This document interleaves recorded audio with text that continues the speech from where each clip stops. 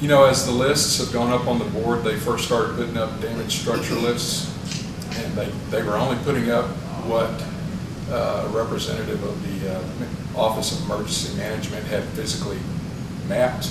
They were GPS mapping everything. So people were really frustrated with the slowness of information, but they were trying to be really accurate with that. I didn't serve in that capacity. I went down several times, and I saw chaplains from a variety of flavors speaking with people off on the side. And there's a prayer room down there.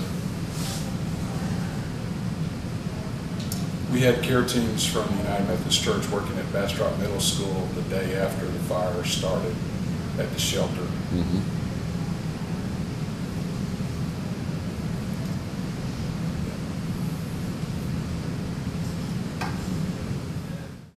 We're cooking for the fire station across the street, the sheriff's department, and the donation center. I don't know how many exactly people that is, because you don't know who's going to be in the donation center particularly. But you can see just from the size of the complex, it's a pretty good chunk of folks. I made spaghetti yesterday for, well, I thought it was 70 people and 35 firefighters ate it all. But they work hard. Yeah. Most days we do one, some days we do two. But most we just do lunch. We look what's in the refrigerator, freezer, and we go buy what we need to make a meal out of it. Like probably tomorrow, we got a whole bunch of briskets.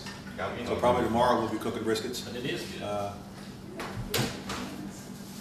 I think, well, today we're doing what we're doing. We're making shepherd's pie because we've got a whole bunch of hamburger and a whole bunch of potatoes. So it seemed like that's a good way to use it. So it's just kind of whatever's in the refrigerator. Making peach cobbler because somebody wanted to make peach cobbler, so they brought the ingredients in this morning. So that's kind of how we do it. We made potato salad the other day because we had 50 pounds of potatoes drug in here. So whatever's here, we cook. My bookkeeper, her staff bought her a metal colander so she can sift through the ashes and try to find little things, you know. But you know what she found? Intact. She had a porcelain, you know, Precious Moments? Mm-hmm. She had a porcelain picture frame with her godson from his christening, and that made it. Not the picture, not the picture, but the porcelain. But I told her, you know, once it gets that hot, I mean, it was fragile before, but now it's really fragile. So she said, okay, I'll put it in a cabinet or something. She said, you know, so God must have been at work there because that's the only thing she found. One of our families, the Zek family in Tahitian Village, I talked to Barb on the phone, and she said, well, I'm laying out these pieces of shard that I picked up all of our porcelain stuff, and I'm going to make a tabletop, and that's going to be one piece of furniture that we have to remember. So she said, the pottery, some of the pottery made it through. But I just, you know, it's just not fair. It's not fair to them. People want to. Well, I just bless y'all, I really do, because, you know, we took care of their emergency, but now it's healing. Yeah. It's nice to meet you. Thanks for taking your time to come over here. Thank you. And have done. Hey, sugar. Don't quit. How you? It's nice having the support. It really is. It really is. It's wonderful. You know, it's been an amazing couple of weeks. It's definitely life-changing in a matter of a moment, in the blink of an eye. Oh my gosh, it's heavy. How are you handling it? You try. You have your moments. You go up. You go down. Take a lot of deep breaths. A lot of deep breaths, and I hope for the 1 year mark. The 1 year mark will definitely be that milestone. But until then, anything will be premature. In the total area, I think the count is up to about 1,800 homes. And that's homes in this condition. That's the destroyed homes. I have not even heard a count on homes that have smoke damage, and we don't know how we'll be able to assist those people. But typically, if the house was touched by the fire, it's in this condition. And this has already been processed to an extent. The roof has been pulled off. It had a metal roof. It's been pulled off. We were just putting off the remainders of the household appliances a little earlier. They're just hulks out there now.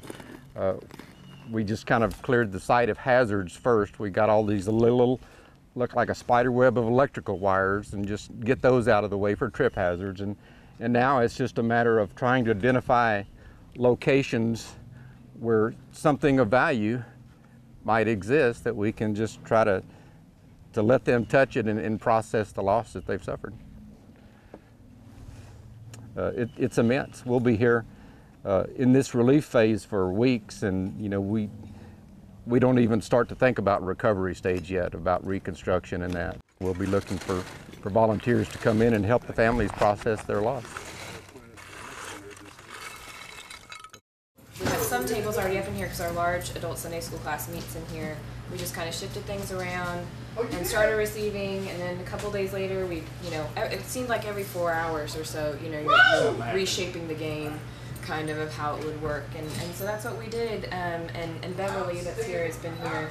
She was here all last week. Beverly has been doing great work, and then Isn't it amazing how people step up? And really, at first, we didn't have many people coming to receive because they're in shelters. What are you gonna do? Come get Cheerios? You know, I haven't heard anger. Now, somebody might be angry at some district. I mean, at the way something's working or not working. Right. But I have not heard anybody. These people come in here and they are just humble and glad to get what the help. And it's not. You don't hear complaining about I don't have a house. You don't. I have not heard any of that. I just hear gratitude. The stories are overwhelming. Every once in a while there's a story of success, but more often than not it's just a tearful situation, and it just rips your heart out. Alright, there you go. Excellent. Excellent. Thank you. I'll be back with the others.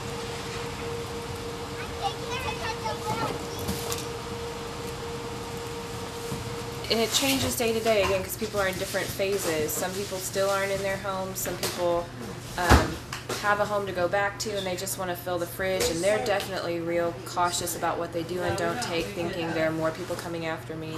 But people will kind of just, and our volunteers have been wonderful about engaging in conversation and saying, well, where were you? And that usually starts it off. And then they'll just kind of share. And it's more about needing to voice that path of, we left at this point, we heard about the house at this point, we got back to the house together at this point, and they just kind of need to go through that voicing of the grief, really, is what it sounds like right now. And that's some of what my response to some of our own parishioners that are doing this kind of survivor's guilt type thing has been, it's okay to be grieving right now, even if you didn't lose your home, because things are different in our community. Things are different. You went through the stress and anxiety of a trauma situation of sorts for yourself, even if you didn't have to evacuate yet. You were waiting for the moment. I mean, we all were waiting for the moment 5 sirens would go off. You mentioned it a bunch. It's what an ecumenical event this is, as well as a community event. And as tragic as it all is, people tend to focus on what brings us together, not what keeps us apart. And that's, boy, that is if you can hang on to that some in the community, it's such a